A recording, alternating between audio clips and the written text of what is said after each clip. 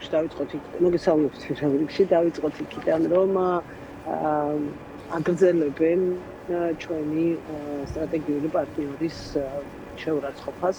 ყველა სიტყვა, რომელიც ახლა დღეს ეთერში გავიდა, იყო სწორედ ამ ხაზის გაგრძელება. ჯერ ერთი რას ნიშნავს გარიგება არის ადგილშესაძლებელი, ანუ ეს რას ნიშნავს, რომ ივანიშვილის დასანქცირების სანაცვლოდ კომერციის დეპარტამენტს, ამერიკის შეერთებული შტატების ან სახელმწიფო დეპარტამენტს გრთამს შესთავაზებდა ივანიშვილი ფულს გადაუხდიდა თუ რას იზავდა იმისადმი. ხო, ალბათ ჩაყვებოდა იმ ცნობილ მოთხოვნაში, ხო, რომელიც იყო აქტუალური. ხო, და ის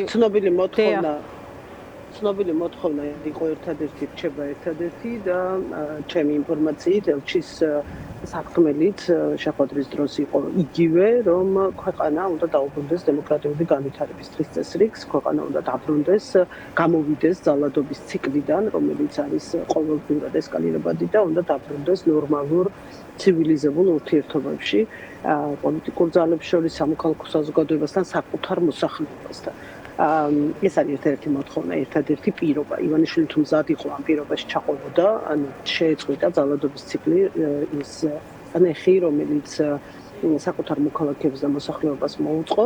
ხო, რა თქმა უნდა, არავითარი სანქციები არ იქნებოდა. სხვა პირობა არ არსებობს, ეს პირველი. მეორე, როდესაც ეს თვითმარქვია პრემიერი იძახის გუშინ საზმაოს ეთერში ბრძანებია, რომ თუ დღეს არ ვიცი იყო, რომ აი დავალოდებით ახლა მოახერხებს თუ არა deep state-ის დამარცხებას და მე ეს თვითი ყურსები იმეორებენ ეთიკალაძის ვინმე მკითხოს ჟურნალისტები უდგანან იქ რომ მოგვიყევთ აბა აგვიხსენეთ deep state-ი რა არის რომ მაინტერესებს მესამე წინადადებას რა სიტყვის ამ საუბარში ანუ ის message box-ი აქვს ტელეფონში იმის იქით რამდენი წინადადების თქმას მოახერხებს საერთოდ კონცეპტუალურად რას ნიშნავს ეს deep state-ი რასაც ესე თუთი ყუშებივით ლაპარაკობენ და იმეორებენ როდესაც ეს თვითმარქვია პრემიერი ამბობს რომ აი დავალოდებით ვაშინგტონი რას იზავს ტრამპი შეძლებს შეასრულოს თავის პირობა და დაამარცხოს deep state-ი დაამარცხოს მას ეს არის რიტორიკა რომლითაც მას გონია რომ ვაშინგტონის გულს მოიგებს და აქედან ვინმე მათკენ გაიხედავს ჩვეულებრივი დაცინვის ობიექტები არიან ესეთი სამარცხვინო არასოდეს არ ყოფილა ჩვენ ქვეყნის პოზიციები ამ ქალაქში როგორც ახლა 34 წელია ვაშინგტონში დავდივარ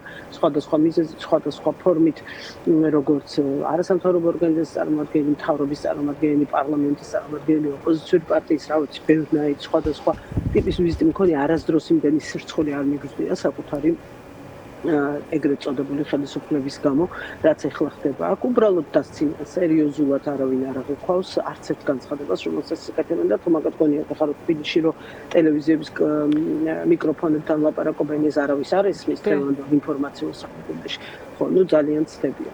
თინა, აი ქრონოლოგიას რომ მივყვეთ თავის დროზე, როდესაც გავრცელდა ინფორმაცია ამ შეხვედრის შესახებ, ცხადია ამოვედით იმ ინფორმაციიდან, რომელიც გავრცელა საელჩომ, ხო, ენაზე, ქართულ და ინგლისურ ენებზე და იქ ძალიან საინტერესო გზავნილები იყო, მათ შორის იყო საუბარი რა როგორ შეიძლება დაინახოს ამერიკის შეერთებული შტატების ახალმა ადმინისტრაციამ სერიოზული დამოკიდებულება ამ პროცესისადმი და ასე შემდეგ და აი ეხლა კობახიძე გუშინელ ინტერვიუში ამბობდა, რომ მათაც აქვთ თავისი ინტერესი, ანუ ივანიშვილს ანუ ჩვენ როდესაც გულისხმობს ცხადია ჩვენ ვფიქრობთ რომ ეს ივანიშვილია ივანიშვილს აქვს თავისი ინტერესი და ამას გააცნობენ ახალ ადმინისტრაციას და ელჩსაც ჰქონდა კომენტარი რომ ახალი ელჩი შერჩეულია მაგრამ რაღაც გარკვეულ მომენტს ელოდებიან ანუ რა გამოდის რომ მათ მიიღეს რუბიოს გზავნილები და ახალი ადმინისტრაციის ეხლა ხდება პასუხის დამუშავება აი რა პროცესია რეალურად იმიტომ რომ ოცნება ხშირად აპელირებს იმაზე რომ აი ვიღაცა ეს ოპოზიციაში თუ რაღაც სხვა სექტორში შესაძლოა დღესაც იყო ესეთი კომენტარი რომ ხავს ეჭიდებიანო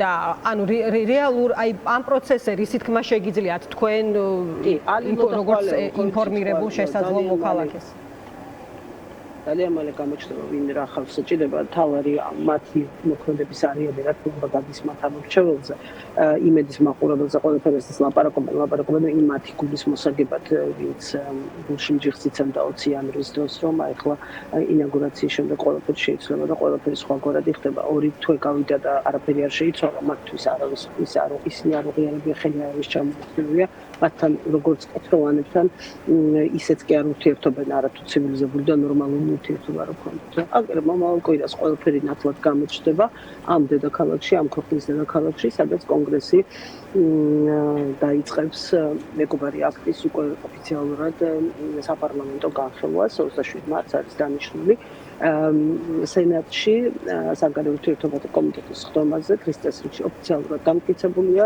რომ შეტანილი არის ეს საკითხი და იმედი მაქვს, რომ სოფლიოში არაფერი მოხდება ისეთი მანამდე, რომ ამან კიდევ ერთხელ გადაწიოს ეს პროცესი. ეს არის გარდაუვალი, იმიტომ რომ არსებობს ელემენტარული თემები, რომელსაც მიუხედავად რაც არ მოილაპარაკოს ოფიციალურად, ისინი უბრალოდ ვერ აცდებიან, როდესაც ქუჩაში სისტემატურად ძალადობს საკუთარ მოქალაქეებს, როდესაც სახისძულებს ულეწავს სისტემურად შენს მოქალაქეებს, ახალგაზრდებს, მხოლოდ იმიტომ, რომ განსხვავებული აზრი აქვს, როდესაც პოლიციელები იტაცებენ მოქალაქეებს და მათი წამებით არიან დაკავებული ასეთ ხელისუფლებებთან. ასეთ ხალხს ხელისუფლებებად არავინ არ მიიჩნევს, ასეთ ხელისუფლებებთან არ აჩვენებს რეაგირებას, არ აჩვენებს გამოძიებას და გამოძიების შედეგებს. არა, გამოძიებას არ აჩვენებს, მაგრამ გამოძიება შეიძლება რომც აჩვენოს თეორიულად რომ წარმოვიდგინოთ, ეს არ ამსუბუქებს მათ პასუხისმგებლობას, იმიტომ რომ წამება ახალგაზრდებზე ძალადობა იყო ნოემბერ-დეკემბერში განსაკუთრებით სისტემური ხასიათის. ეს არ იყო რაღაცა რიგითი პოლიციის ინდივიდუალური მოქმედების შედეგი, რომ ვიღაც ქუჩაში გაგიჟდა და გადაწყვიტა 10-მა, 20-მა და 30-მა პოლიციელმა ზუსტად ერთნაირად ერთი მეთოდით გასწორებოდა განსხვავებული აზრის მატარებელ ახალგაზრდებს. როდესაც წამების სისტემურობაზე არის ლაპარაკი, ზუსტად ეს არის ერთ-ერთი მთავარი განმსაზღვრელი. ფაქტები ხდება ესე, რაღაცა სხვადასხვა გვარად და განსხვავებულად თუ არის სისტემურობა და ჩვენ შემთხვევაში სახისძულების დალეწვა იყო სწორედ აი ამ ერთ-ერთი ნიშანი ამ სისტემურობის, რომელსაც ვუყურებთ და აქ ამ ქალაქში ეს ძალიან კარგად იციან და არის რაღაცები, რასაც აქ ამ ქალაქში აპატიობენ და ანუ თინა რაშია საქმე, რომ აი სათავეში ამ სიის. ხო, ეხლა ჩვენ რაზეც საუბრობთ ეს ეხლა ამ ვითარები, აი სად არის პრობლემა? ხო, როდესაც აი ამ ყველაფრის გათვალისწინებით ქართული ოცნება სუფთა ფურცელზე აპელირებს.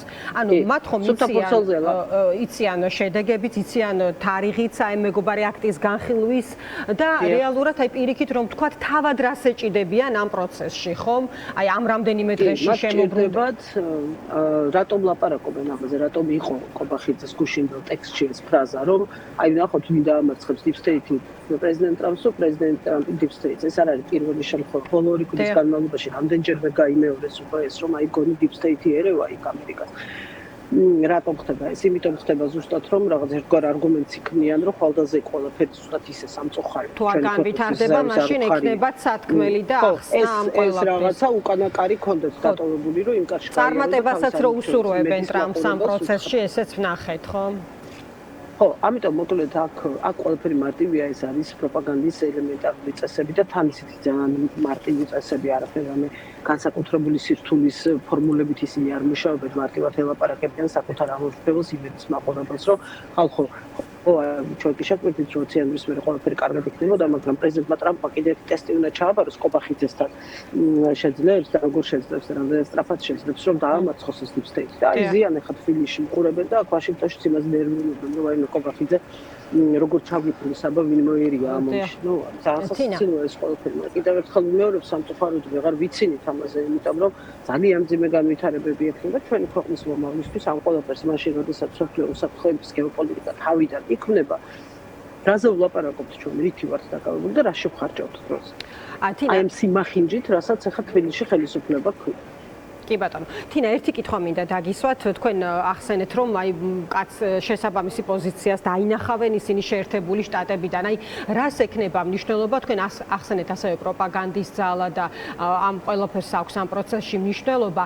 აი კაფიობა რა ტიპის უნდა იყოს აი ამ პროცესში, რომ არ იყოს შემდეგ ინტერპრეტაციის საფუძველი, იმიტომ რომ აი ამ ელჩთან შეხვედრაზეც აი ხო ნახეთ ჩვენ მოვიწვიეთ რაღაც ეს ნორმალურია ამგვარი შეხვედრა შემდეგ თავიდან რა გზავნილებიც ვრცელდებოდა, ვიდრე დამატებითი განმარტება გავრცელდებოდა საელჩოს მხრიდან, ვნახეთ ამ შეხვედრის მნიშვნელობაზე.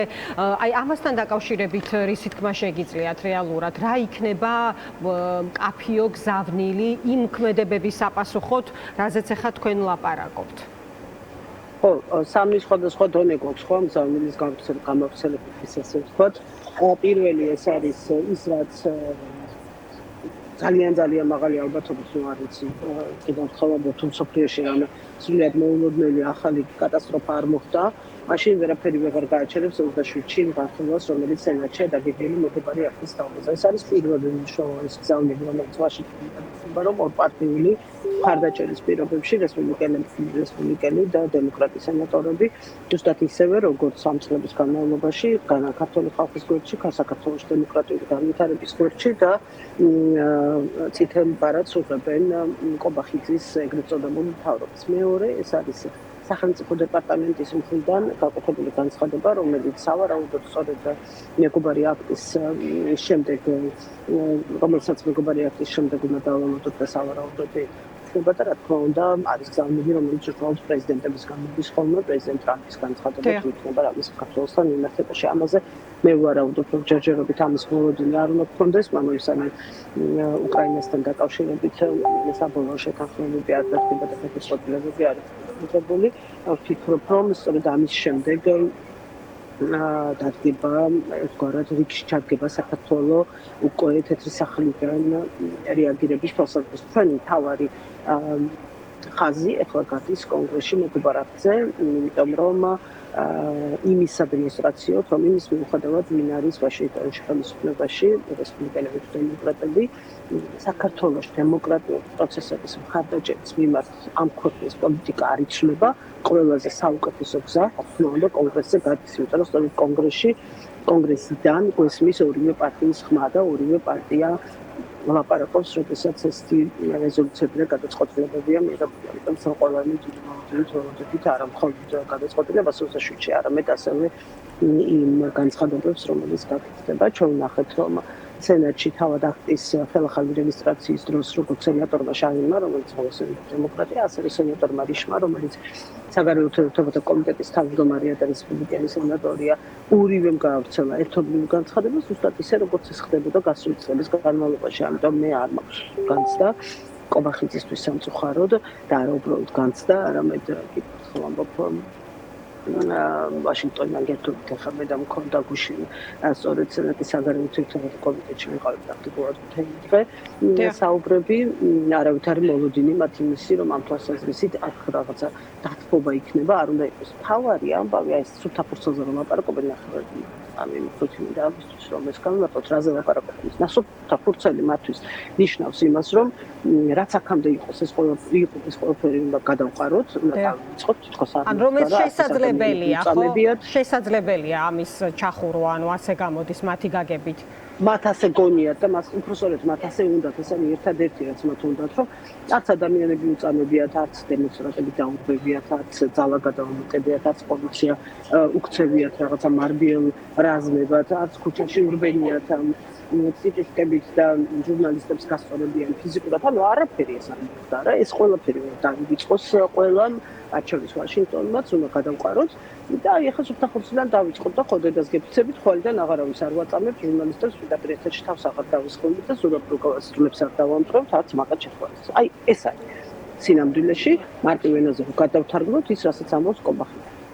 ესე არ მუშაობს დემოკრატიული სამყარო. მან შეიძლება არ იცის, მაგრამ დემოკრატიული სამყარო ესე არ მუშაობს.